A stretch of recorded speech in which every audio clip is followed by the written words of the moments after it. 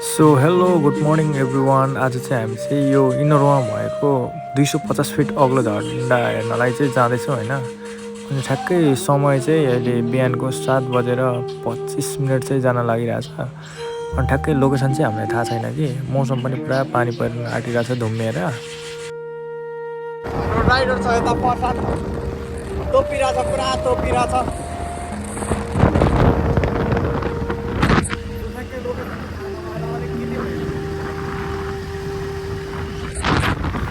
हाम्रो यो झन्डामा जाने योजना चाहिँ 2 दिन अगाडिदेखि भएको थियो, तर बिहान मर्निङ टाइममै चाहिँ टाइम मिल्छ भनेर मर्निङ टाइममा जाने योजना थियो, तर ठ्याक्कै मिलिरहेको थिएन क्या पानी परेर बिहान बिहान।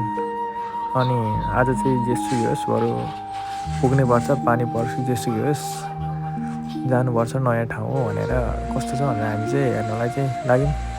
7 बजेपछि लागेको आफ्नो कामसाम सकेर। अनि रमाइलो भइरहेको थियो, शीतल हावा चलिरहेको थियो, चिसो चिसो मौसम भइरहेको थियो क्या पानी पर्न लागेर। अनि राति पनि पानी परिरहेको थियो, त्यसैले मौसम पनि ढुकिरहेको थियो, बिहान पनि राम्रो भइरहेको थियो शीतल। लोकेसन चाहिँ देखिसकेको छ है, उहाँ झन्डा उहाँ देखिसकेको छ। यतिबाट हो, यतिबाट हो क्या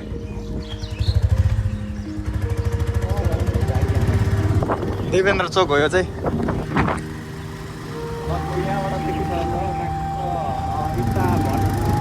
इट्टा भट्टा छेउमा रहेछ।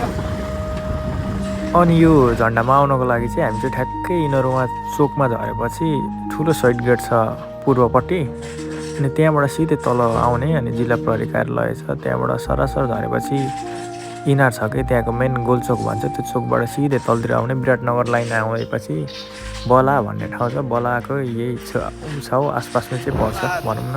यो चाहिँ खास चाहिँ जग्गा प्लटिङको लागि चाहिँ यसो रहेछ। अनि पुरा डुबान हुन्छ जस्तो चाहिँ यसो ठाउँ हेर्दाखेरि चाहिँ बर्खामा चाहिँ यही जग्गाकै लागि चाहिँ त्यो मेन गरी त्यो बनाएको क्या। मन्दिर पनि छ भने सुनेको पाथिवारा मन्दिर कि कुन जग्गाहरू चाहिँ छन् त छ, तर पुरै डुबान हुने खालको जग्गा देखिन्छ यसो हेर्दाखेरि। हेरेर थाहा भइहाल्छ। नकिन्नु होला साथीहरू, जग्गा चाहिँ खासै किन्नु पर्ने आवश्यक चाहिँ देखिँदैन है यो ठाउँमा। यो झन्डा भएर बनाइहाल्छ।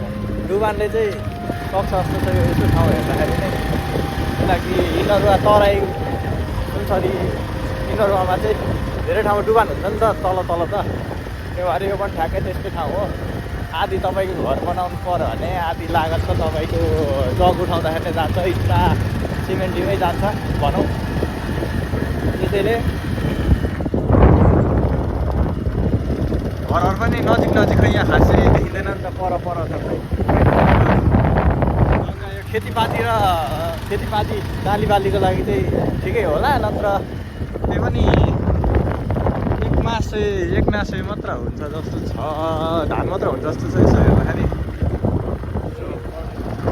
प्लटिङ हानिसकेको छ होइन, हेर्न सक्नुहुन्छ। यो चाहिँ जग्गाकै लागि हो भनौँ, विशेष जग्गाकै लागि रहेछ।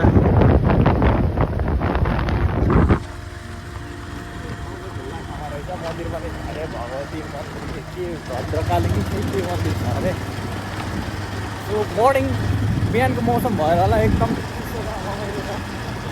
पुरै धुम्म भइरहेछ कि आकाश हेर्नु न, आकाशमा पानी पर्ला जस्तो छ।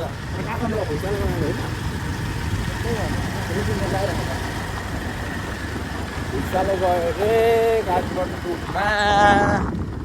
सायद आजको बिहान चाहिँ हामी नै होला क्या यहाँ।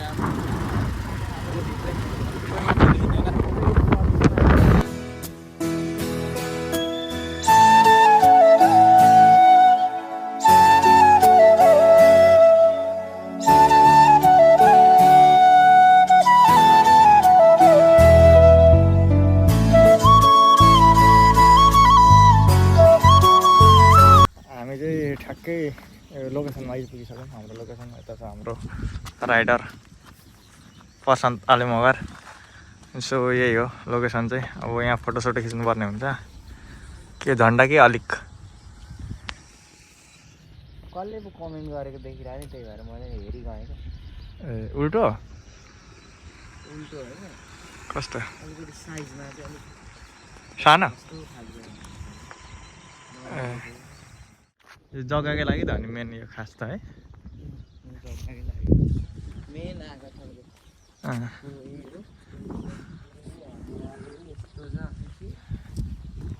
काम छैन यो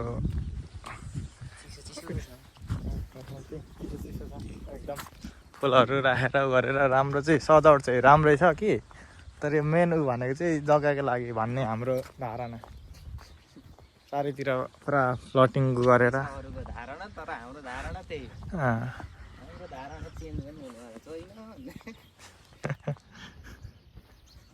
जस्तो महावीरको जस्तो महावीर दामी देखिरहेको छ क्या यो कोइलको उखो पुडेर देश यस्तो अवस्थामा छ